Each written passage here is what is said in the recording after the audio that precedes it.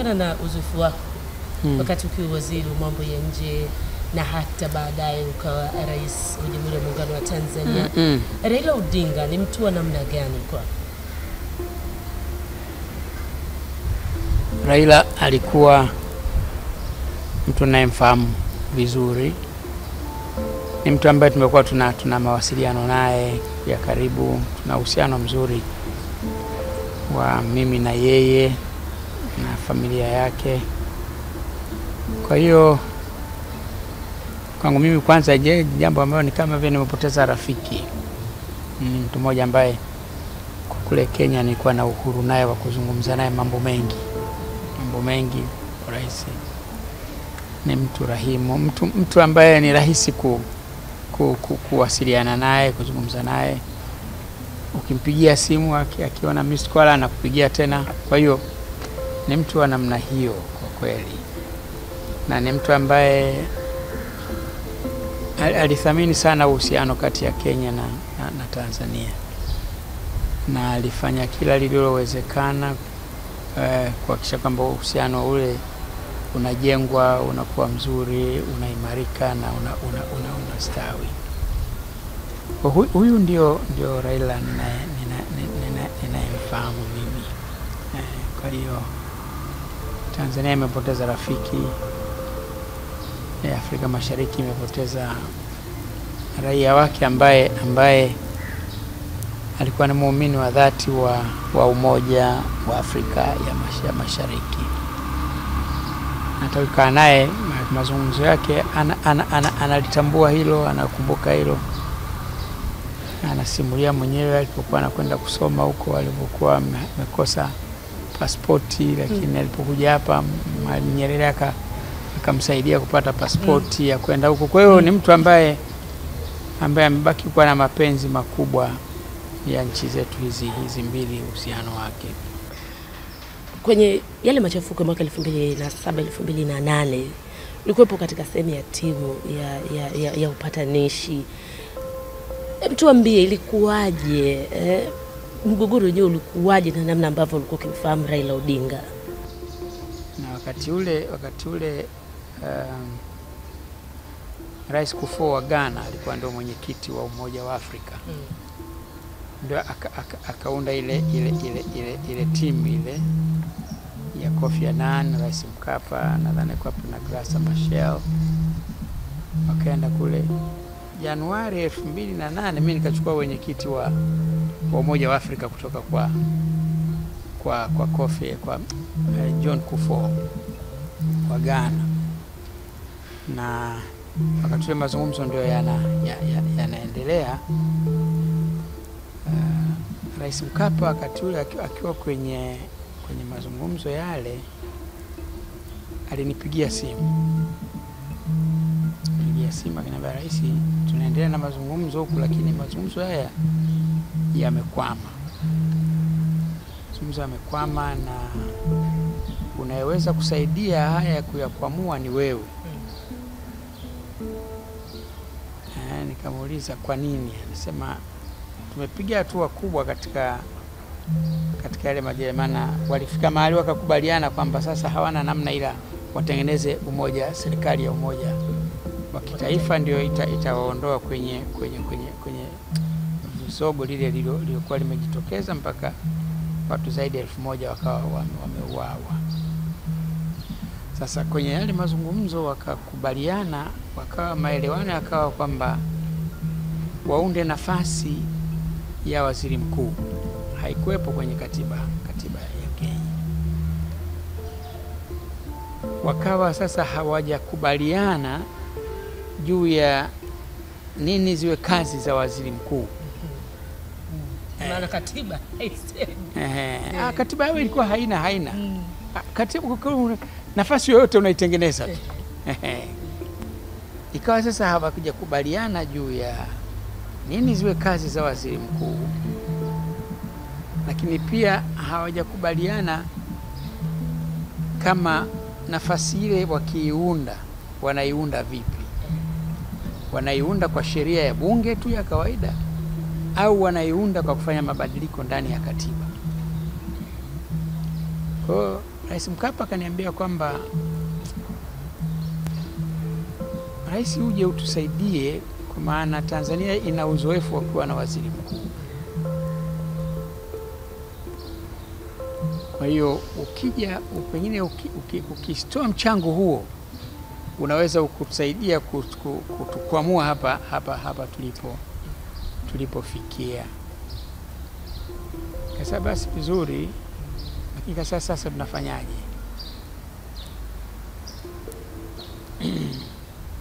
Na kwenda tu Kenya hivi kwa ushauri wa Rais Mkapa au tunafanyaje? Kwa hiyo mimi nikazungumza na aliyekuwa waziri wakati ule, anaitwa Muskari Kombo. Huyu Muskari Kombo alikuwa ndio kiongozi wa Ford Kenya. Nikamwambia bwana, mimi nataka kuja kuja kuona mnaendeleaje huko. Hebu zungumza na rais, anaonaje? Rais Kibaki. Basi baadaye waziri Muskari Kombo akanipigia simu. Akasema Rais Kibaki anasema uje haraka sana. Basi kwa hiyo tukafanya utaratibu, tukaondoka siku ile mchana. Tena nilikuwa na shughuli fulani pale jengo la Nasako pale. Kuna kitu kilikuwa nafungua. Toka pale tukaenda Nairobi. Nilipotua Nairobi pale, nikuta Rais Kibaki huko pale, makamu wa rais Kalonzo Musyoka, mawaziri wapo pale. Lakini nikashangaa kwamba huyu mwenyeji wangu huyu ambaye tumekubaliana nije, lakini mbona haonekani kuchangamka? Ngona yani kwa lugha ya Kiingereza ni kama ile mood was subdued. Yani ule uchangamfu wa kawaida ule kwamba una mgeni mmezungumza anakuja kumkaribisha, wakanikaribisha, lakini nikaona mazingira yale sio yale hakuna bashasha zile za kumpokea mgeni. Sasa tulipokuwa kwenye gari tunakuja mjini sasa, walikuwa waziri wa mambo ya nje wakati ule Moses Wetangula ambaye sasa ni speaker sasa hivi wa bunge kule Kenya. Akaniambia bwana, kabla hujatua pale Kofi Annan ametangaza kuahirisha mazungumzo, suspend the talks. Ndio maana umekuta pale ile mood imebadilika sana pale. Na kwa hiyo ndio maana unaona pale, yani watu wote pale walivyo pale wamehamanika. Huwezi kutumia neno la wamechanganyika, ile wamehamanika. Kwa sasa jamani itakuwaje? Na watu wengine huko si Mlima Elgon si wananoa mapanga wana nini. Kwa hiyo Rais Kibaki anasema hivi, anaomba mambo mawili tu. La kwanza, ukimwona Kofi Annan mwambie asiondoke, kwa sababu kama akionekana amepanda ndege nchi ya Kenya itawaka moto. Ndio kama sasa watakuwa wameshakata tamaa. Ile tamko la kwamba mazungumzo yale amesuspend lenyewe limeshaleta mshtuko mkubwa. Nasema na la pili, na wewe usiondoke mpaka sisi tukubaliane. Nikamwambia Wetangula kwamba ili la kuzungumza na Kofi Annan ili rahisi, lakini mimi kukubali kwamba niwepo hapa Kenya mpaka mtakapokubaliana, ili kwangu gumu, kwa sababu na mimi nina nchi ya kuongoza. Basi akasema ujumbe umefika. Kwa hiyo nilipofika pale kwanza nikafanya mazungumzo na Rais Mkapa. Kamba mzee, shikamoo, marahaba, vipi kaka yangu? Ndio akanisimulia walipokwama. Baada ya pale nikazungumza na timu ile sasa yote ya Kofi Annan kiongozi yule na Rais Mkapa. Mama Machel hakuwepo, Mama Graça Machel hakuwepo.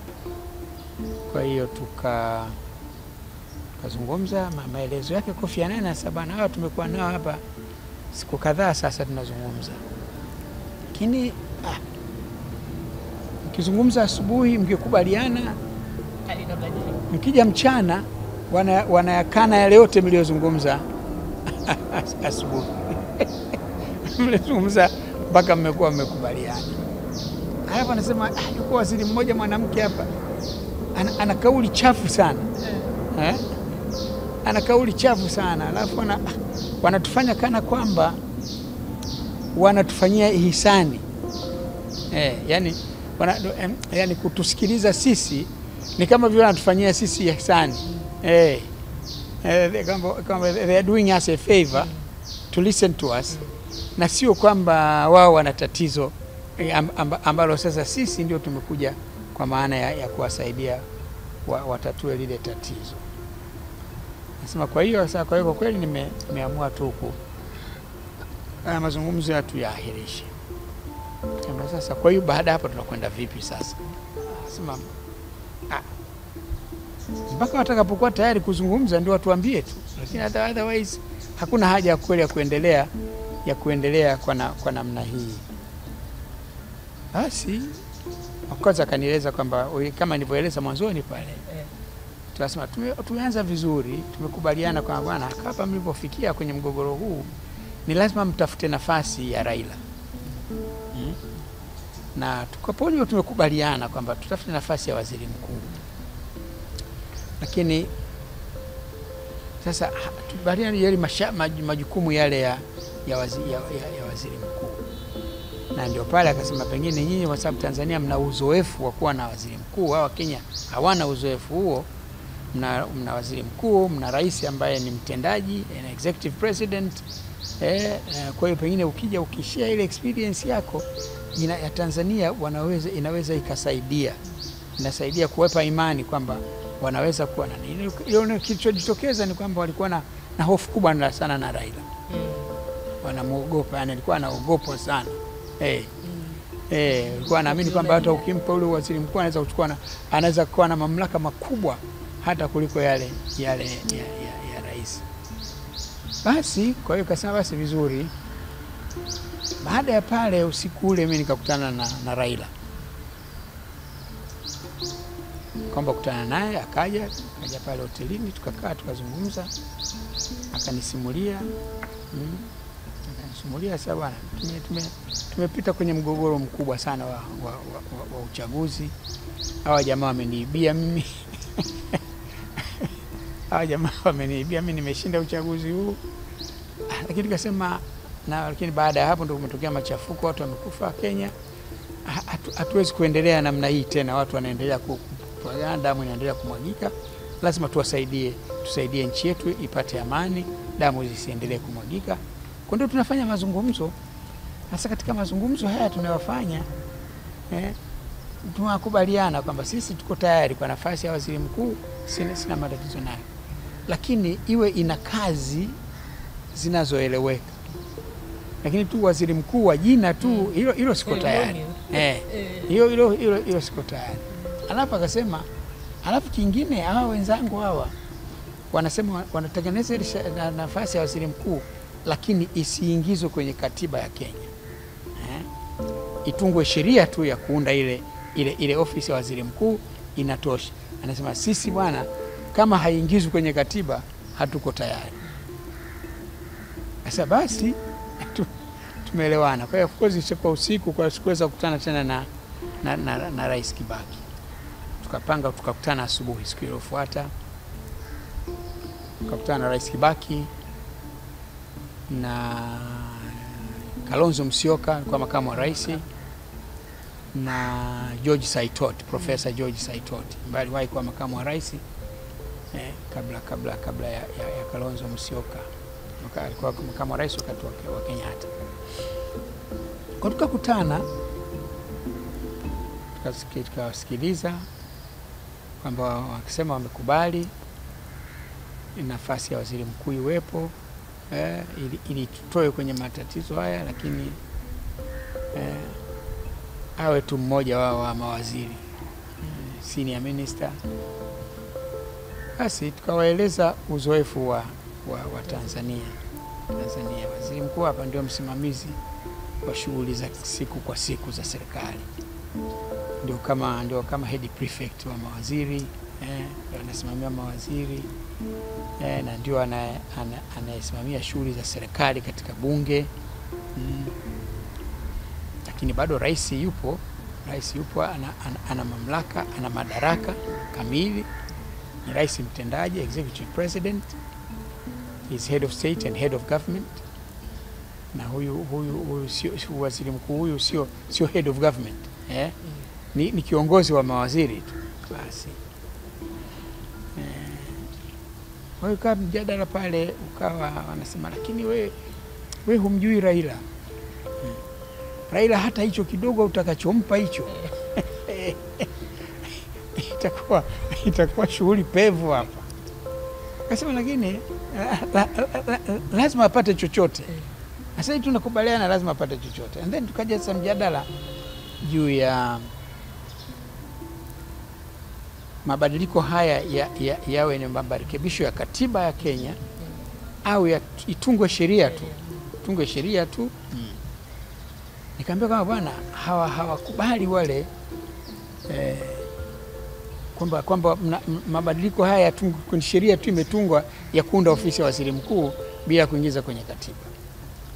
Tukana mjadala pale kali, na tukana nauliza, lakini unajua mkitunga tu kwenye sheria ya kawaida, halafu mtu akaenda mahakamani akasema nafasi hiyo iliundwa imekiuka katiba, akasema hapana.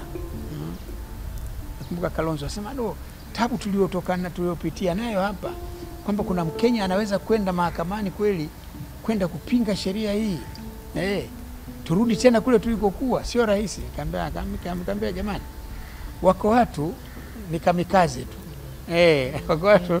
wako watu na askari wa Kijapani ile kamikaze, maana kamikaze ni yule anayejitolea kufa. Wako watu hata hawajali kama Kenya itaingia kwenye migogoro, wanaweza tu kwenda mahakamani na mahakama ikasema kwamba kweli sio, halipo kwenye katiba. Kwa hiyo tukakubaliana kwamba tuendelee sasa kuzungumza zaidi. Karudi nikampa taarifa Kofi Annan, kwanza mazungumzo yangu na Raila na mazungumzo yangu na Rais Kibaki na wale viongozi wenzake watatu. Tukakubaliana kwamba sasa tufanye mazungumzo, lakini mazungumzo yale sasa yasiwe na zile timu zao za majadiliano. Tufanye mazungumzo ya hawa principals wawili, mazungumzo ambayo atakuwepo Rais Kibaki na atakuwepo Raila wawili. Tuone tukizungumza nao hawa wawili tutafika wapi. Basi kwa hiyo tukakubaliana, tukawasiliana na Rais Kibaki, tukawasiliana na Raila. Makubaliano yakakuwepo, basi tukakutana pale Kenyatta Conference Center. Kwa tukakutana sasa, tukaanza mazungumzo siku iliyofuata. Lakini katika kipindi kile sasa, ile timu ya Kofi Annan na Mzee Mkapa ile, kufuatia ile mazungumzo wakawa wana rasimu ya makubaliano, draft ya makubaliano. Kwa hiyo tukaanza mazungumzo yale. Mimi kwanza nikaripoti kama bwana nimefika, mazungumzo yangu, nikaripoti mazungumzo yangu na timu ile ya Kofi Annan. Nikatoa ripoti ya mazungumzo yangu na Raila, ripoti mazungumzo yangu na Mwai Kibaki, na nikaeleza kwamba wanakubaliana kwa pamoja nafasi ya waziri mkuu, lakini bado wanatofautiana juu ya waziri mkuu afanye kazi gani. Alafu lakini pia bado hawajakubaliana juu kama mabadiliko yale yafanywe kwa sheria a simple legislation au mabadiliko yale yafanyike ndani ya katiba ya Kenya. Kwa hiyo ikawa kila upande bado msimamo inabaki kwa ni yale. Pale katikati mimi nikasema lakini hebu tupate ushauri wa wanasheria. Hebu tumpate mwanasheria mkuu wa Kenya aje atupe maoni yake juu ya mawazo haya. Tuliposema vile, Raila akasema na mimi mwanasheria wangu aje. Kwa hiyo Kibaki akasema sawa. Kwa hiyo ndio akaja James Orengo kwenye ule mkutano sasa. Sasa alipofika pale, Amos Wako wanasheria mkuu wa Kenya wakati ule akatazama ile rasimu.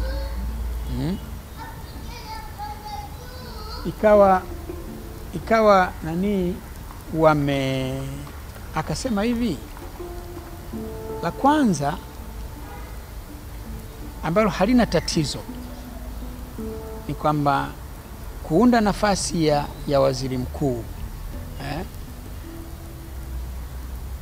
halina tatizo, kwamba kwa katiba ya Kenya mamlaka ya kuunda ofisi yoyote yako mikononi mwa taasisi mbili. Iko kwenye mikono ya rais na iko kwenye bunge. Kwa rais wa Kenya anaweza kuanzisha nafasi ya waziri mkuu na iko kwenye mamlaka yake. Lakini bunge pia la Kenya linaweza kuanzisha nafasi ya waziri mkuu kwa maana ya sheria ile. Sema hili, lakini halafu pia kwamba waziri mkuu huyo atateuliwa na rais. Hili liko sawa sawa. Hili liko sawa kwamba mamlaka ya rais wa Kenya, rais anateua, kwa anaunda ofisi yoyote, anaweza kuunda ofisi ya waziri mkuu na akamteua mtu kuwa waziri mkuu. Hili liko sawa. Lakini wakati huo walikuwa wanapendekeza kuunda waziri, halafu waunde nafasi za naibu waziri mkuu wawili, mmoja kutoka upande ule wa serikali na mwingine kutoka upande wa kina Raila.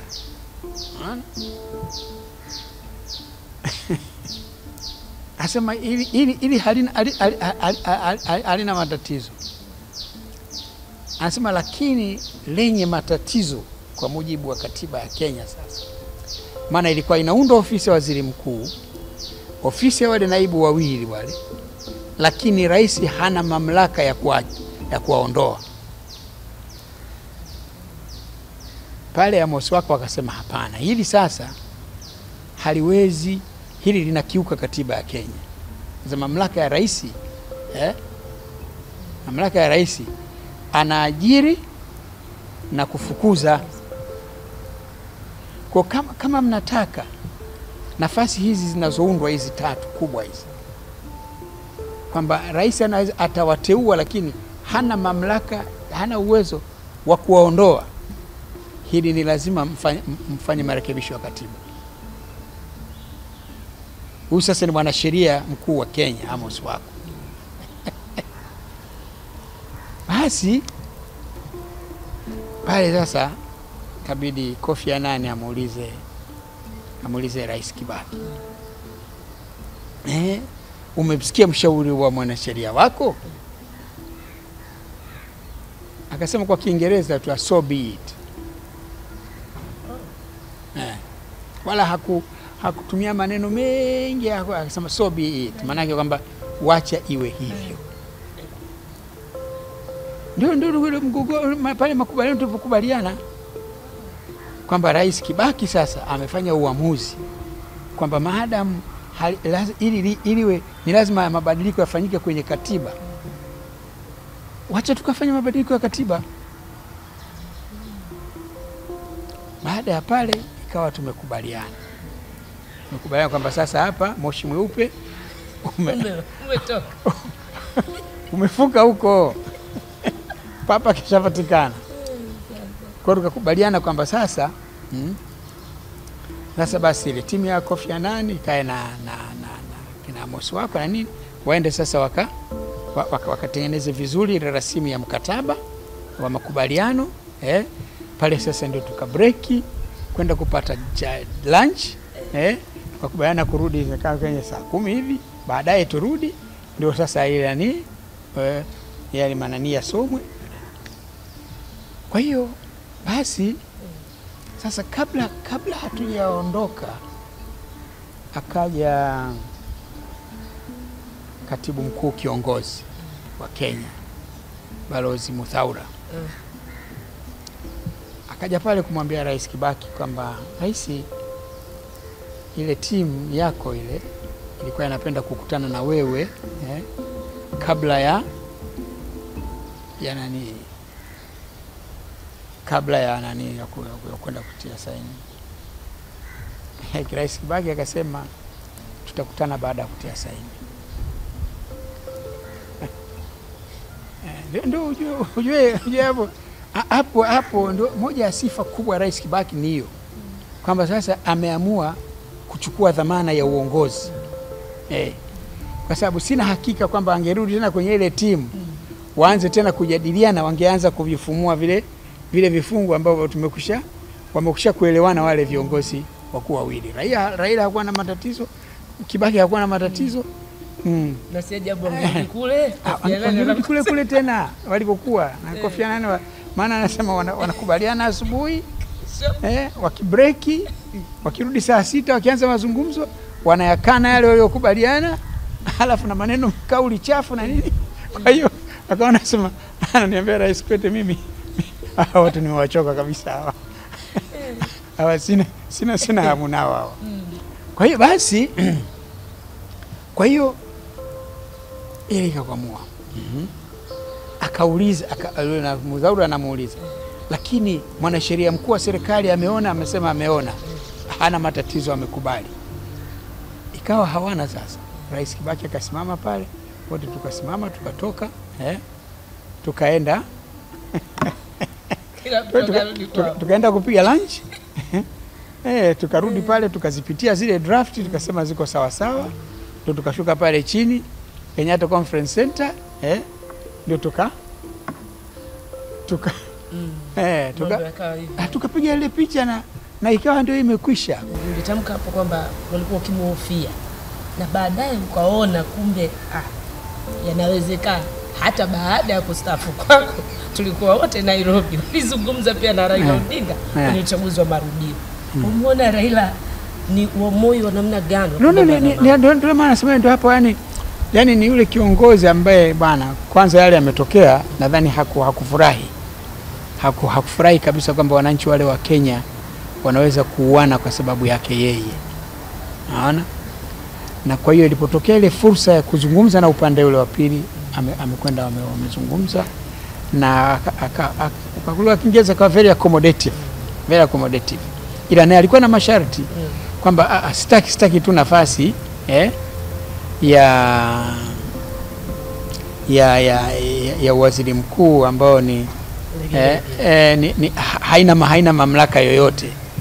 Na kwa hiyo kwa hiyo uzoefu wa Tanzania, na nilikwenda na ile katiba yetu na mamlaka yale ndio uliotumika kwenye yale mazungumzo yetu kuwa convince wale kwamba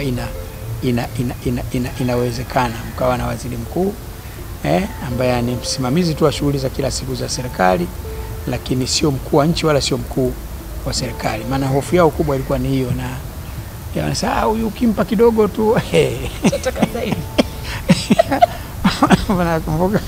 Nakumbuka Kalonzo ananiambia rais wewe umjui huyu.